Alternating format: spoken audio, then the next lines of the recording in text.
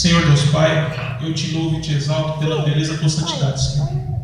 Eu quero te agradecer por esse momento que o Senhor preparou e separou para que nós pudéssemos compartilhar da palavra. Eu te peço nessa noite, Senhor, que o Senhor prepare os nossos corações como terra fértil para ser semeada a tua palavra e que ela possa frutificar, Papai, segundo a tua vontade. Não permita que nada nem coisa alguma roube a atenção ou ainda que venha roubar essa semente, Senhor. Mas que antes, que tu, Senhor, venha protegê-la, venha livrá-la para que ela possa frutificar no tempo certo. E ao final, te glorificar e exaltar sobre todas as coisas. Toma a boca desse mensageiro, Senhor. E eu te peço, cuida, Papai, para que tudo corra conforme o Senhor preparou, pois eu creio que será uma bênção para nossas vidas. É o que eu te peço e te agradeço em nome de Jesus. Amém. Eu peço que os irmãos abram em 2 Pedro, capítulo 1, versículo 4. Em nome de Jesus.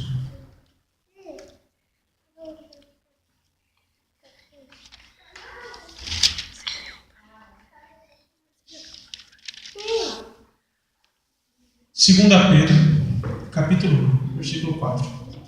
De trás para frente, Apocalipse, as epístolas de João e as epístolas de Pedro.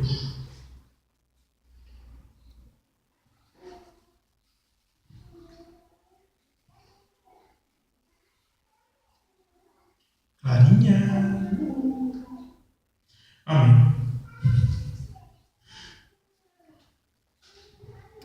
A palavra do Senhor começa dizendo assim: pelas quais Ele nos tem dado grandíssimas e preciosas promessas, para que, por elas, fiqueis participantes da natureza divina, havendo escapado da corrupção que, pela concupiscência, há no mundo. Até aqui.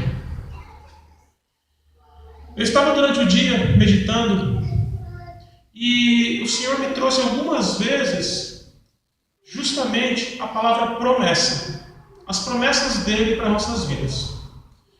E eu fiquei pensando, Senhor, como assim? Aonde o Senhor quer nos levar em relação às promessas? Eu sei que a tua palavra não volta atrás, eu sei que quando o Senhor promete se cumpre, mas aonde o Senhor quer me levar e depois nos levar em relação às promessas? Eu fiquei meditando. E fiquei um bom tempo assim pensando. Entrei numa audiência hoje, assisti. Quando eu saí de lá, me veio fortemente de novo essa palavra, promessa. E o Senhor me conduz. Aonde o Senhor quer me instruir? E Ele me levou justamente nesse versículo. E eu comecei a pensar justamente a respeito dele.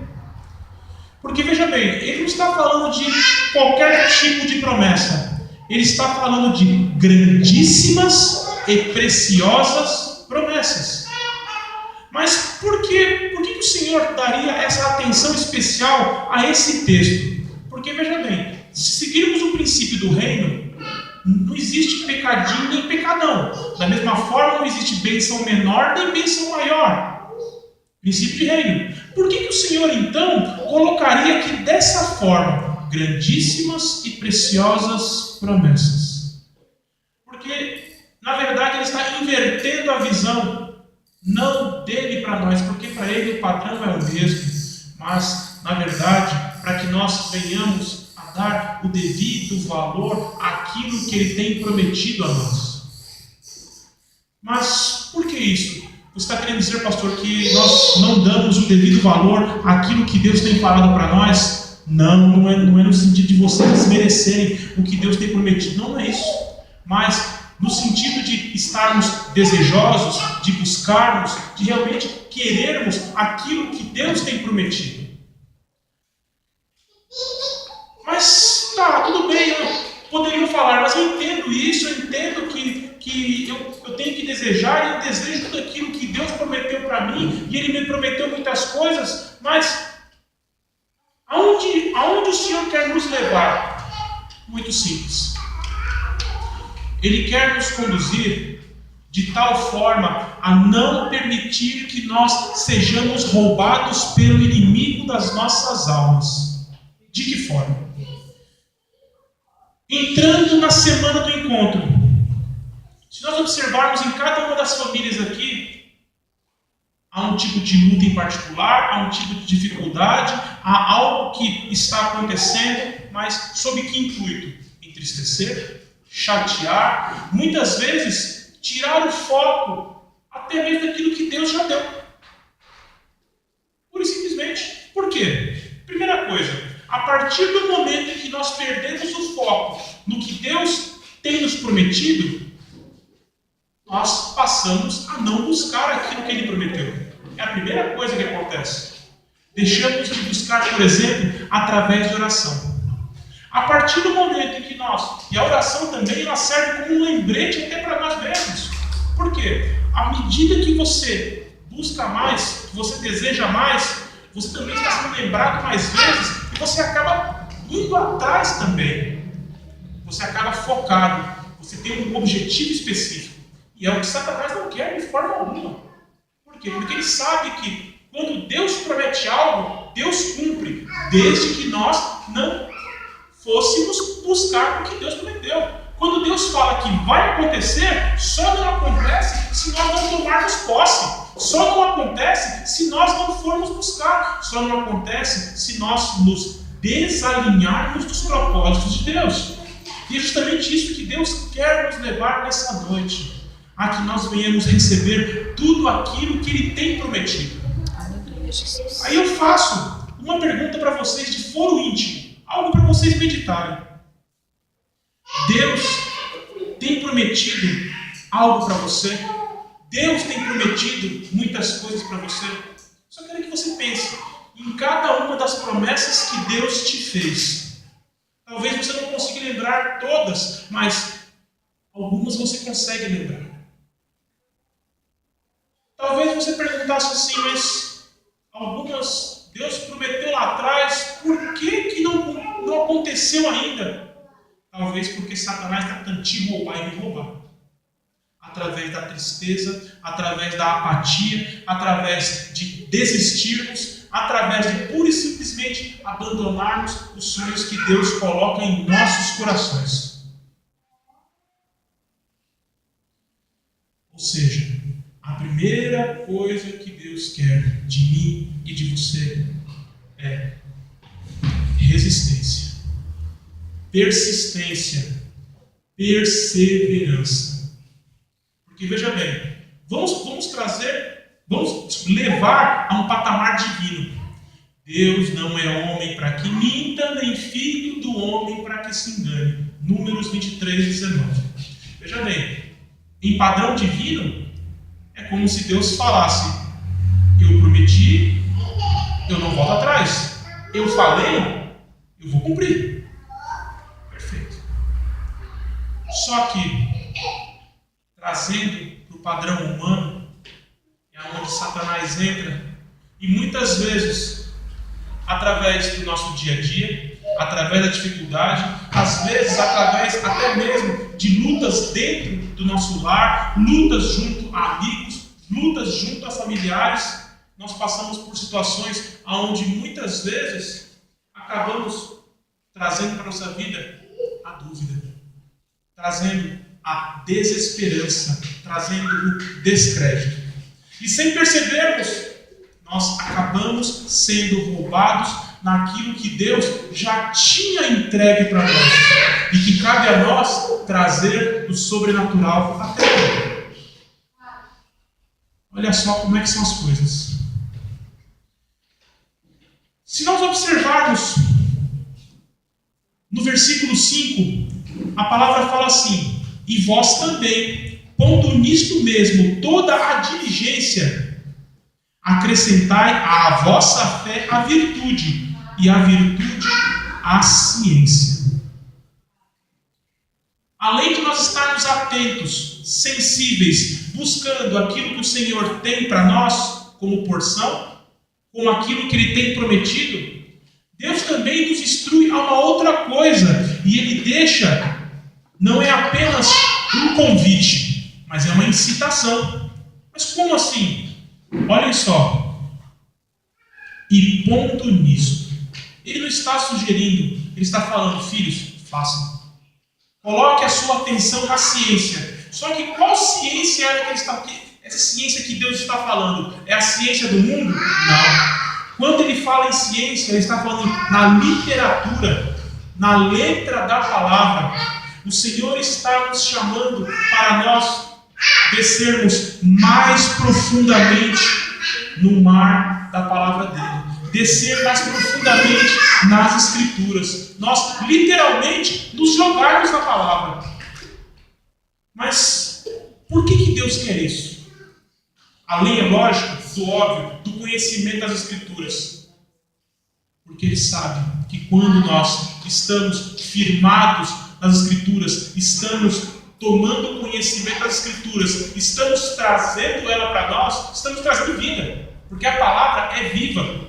Ao mesmo tempo em que ela é viva, ela também blinda nosso coração. Ela blinda nossa mente. Ela nos instrui. Ela tira nossas dúvidas. Ela tira os nossos enganos. E através desse, entre aspas, simples ato de blindagem, o inimigo das nossas almas não nos toca, não nos engana, não nos entristece, não traz contendas à nossa casa, não traz contendas ao nosso meio. Por quê? Porque quando nós partimos para esse caminho, a primeira consequência é aumentar a sensibilidade no Senhor. Conseguiremos discernir mais facilmente quando é o Senhor a falar através da vida de alguém ou se é um engano do inimigo nas nossas vidas. Conseguiremos discernir se é uma bênção do mundo ou se é uma bênção do inimigo, porque Satanás também abençoa e abençoa muito. Mas você está louco, pastor? Não, a palavra fala isso. Tudo te darei se prostrar e me adorares. E abençoa muito. Então nós temos até que tomar cuidado em relação àquilo que nós recebemos. Às vezes, certas oportunidades de emprego, oportunidades, coisas que nos são dadas. Só que se nós trabalharmos de forma natural, caminharmos apenas buscando em alguns momentos a Escritura, o Senhor não falará conosco. Não estaremos sensíveis. E muitas vezes, quando algo se achegar a nós, a dúvida baixará e ficaremos naquela situação comum. Eita, o que eu faço? Pego ou não pego? E aí, o que fazer? Só que se nós estivermos, como foi falado pela minha esposa no último culto, ligados na videira, e por isso a importância de estarmos realmente ligados ali. Eu sou a videira, vós sois os ramos. Aquele que está em mim dá muito fruto. Mas por que dá muito fruto? Porque faz aquilo que o Senhor quer. Ao mesmo tempo que faz o que o Senhor quer, mas apenas porque Deus é mau, porque Deus apenas Ele quer me oprimir. Não. Ele quer nos proteger, Ele quer nos livrar de todo e qualquer ataque do inimigo, todo e qualquer tipo de opressão. Ele quer fazer com que nós venhamos a viver todas as promessas que Deus tem para as nossas vidas. É isso que Ele quer para a minha vida, é isso que Ele quer para a sua. A partir do momento em que nós iniciamos o nosso dia, além, é lógico, de apresentar ao Senhor, aqui está mais um dia que eu entrego a Ti, que eu consagro a Ti, te agradeço por mais esse dia. Nós temos que começar também pensando em propósitos. Mas por quê? Se nós sonhamos, por exemplo, com um carro, com uma casa, e nós estipulamos metas e objetivos para alcançar aquilo, da mesma forma em relação às promessas do Senhor, nós temos que também pensar nas etapas para alcançar. Exemplo típico. Você tem um familiar que ainda não conhece Jesus. O que você pode fazer para que essa pessoa venha conhecer? um plano de metas, um plano de objetivos para que aquilo alcance. Não é pura e simplesmente sair daqui e chegar até lá. Deus pode fazer isso? Sim, pode e faz. Mas em muitas situações, Deus conta com você e conta comigo. O exemplo típico disso está na própria Escritura. Lá no início, quando o Senhor deu as tábuas da lei a Moisés. A primeira foi entregue, só que no momento de ira, ele quebrou. E na sequência, o que Deus fez? Eu vou te dar outra. Só que você vai lá, você vai escolher uma pedra excelente, você vai trabalhar essa pedra, traz aqui e eu escrevo nela. Ou seja, há coisas que nós fazemos e há coisas que Deus faz. Nós temos que meditar a respeito disso. E uma das coisas que nós temos que fazer é nos organizar em relação aos sonhos, às promessas que Deus nos dá. Até um tempo atrás, eu e minha esposa, todo final de ano nós passamos dentro da igreja. Nós tínhamos o hábito de pegar um caderno e escrevendo ali as coisas que o Senhor tem colocado no nosso coração naquele período e colocando como foco para podermos orar, para podermos alcançar, para podermos trabalhar a respeito daquilo. E a pergunta que eu faço para você é: você já fez algo parecido?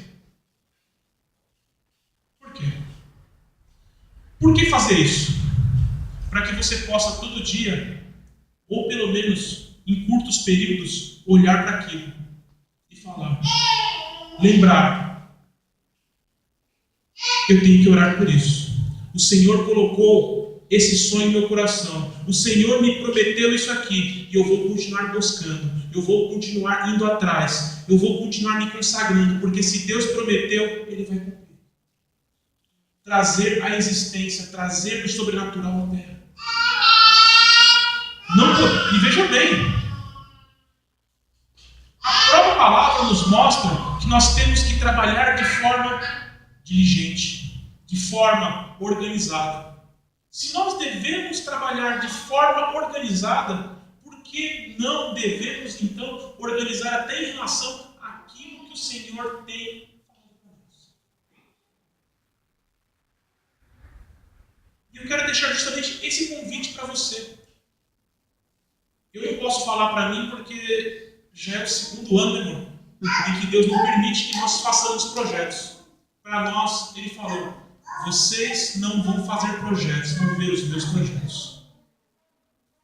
Quando Ele falou isso, um dos primeiros foi essa casa de oração, que nós não esperávamos. Mas até aquele momento, nós colocávamos todos os projetos. E muitos deles, Ele cumpriu. Muitos deles, Ele aumentou a vontade. Muitos deles, Ele ainda não cumpriu. Mas eu sei que se Ele prometeu, Ele é fiel e justo para cumprir. A primeira coisa que eu quero deixar para vocês. Mais uma vez eu pergunto, quantas promessas, quantos sonhos Deus te prometeu? Eu não estou aqui para falar, venha buscar a sua chave, venha buscar o seu carro, não estou.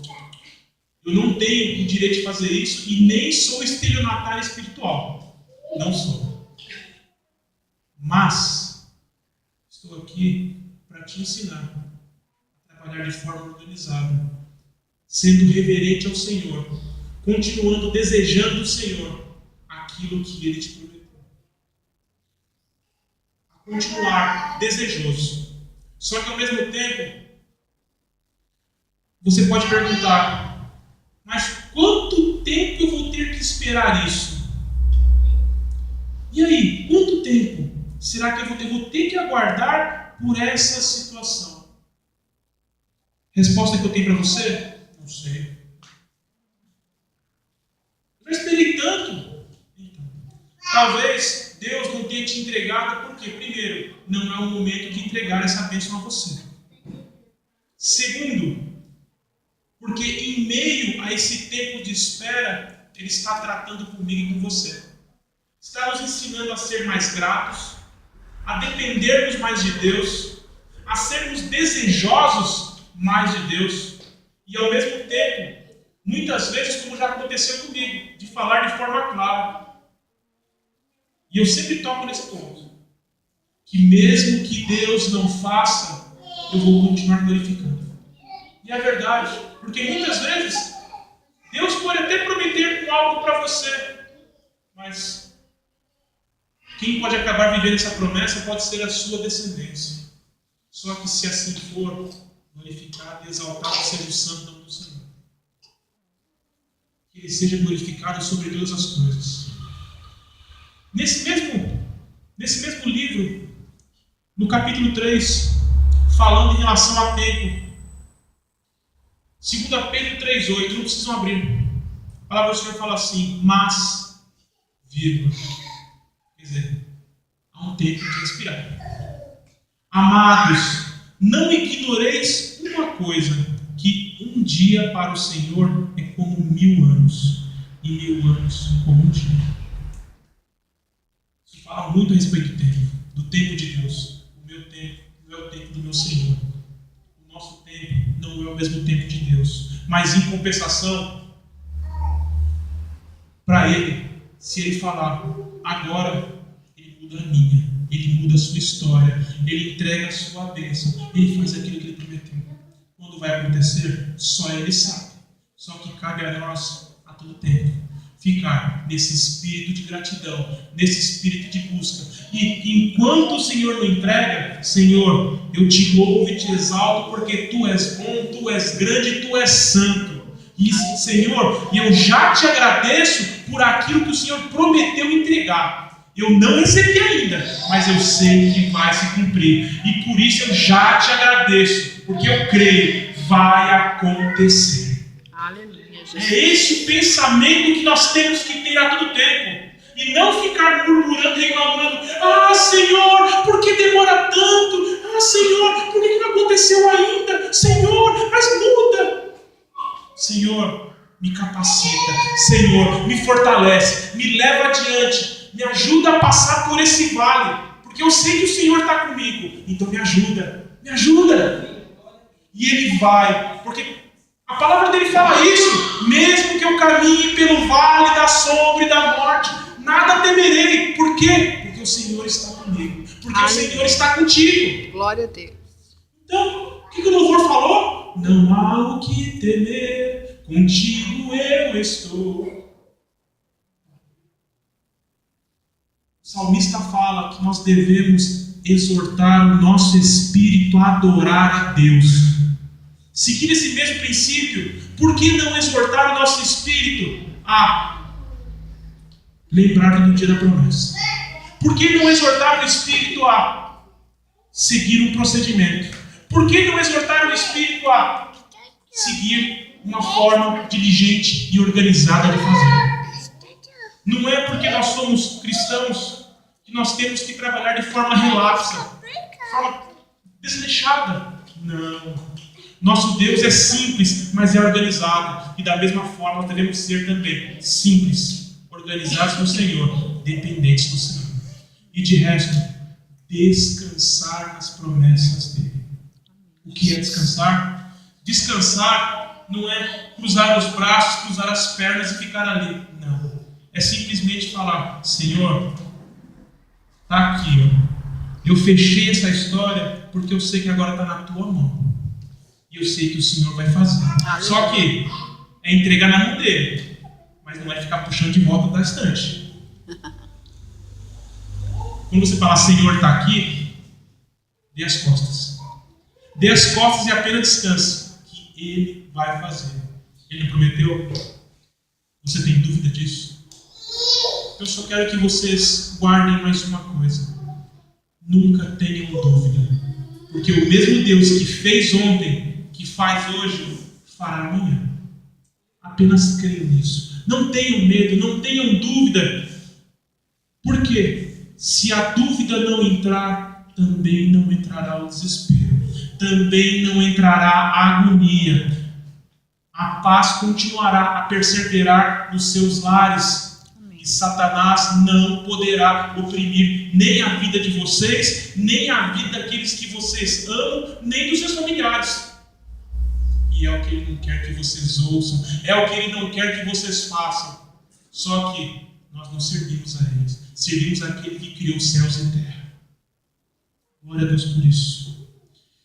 E eu quero convidar vocês a fechar os olhos, baixar a fronte.